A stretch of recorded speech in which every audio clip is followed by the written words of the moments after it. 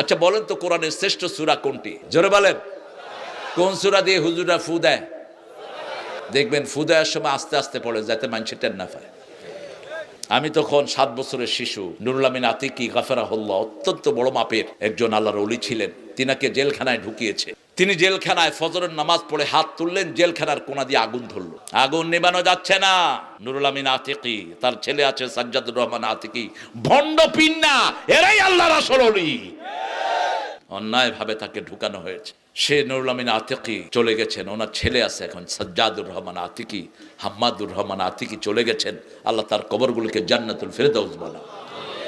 ওনার কাছে আমি গেলাম, টুনচর মাদ্রাসায় উনি এসেছেন।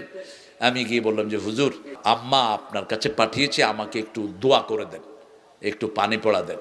উনি কথা বলছেন, তো যখনই পানি পড়তে গেছেন, আরে জোরে কর, কয়সব, আরে আন্নে সুপ, জোরে কর, আন্নে কি হলে নাই জানবো কেমনে।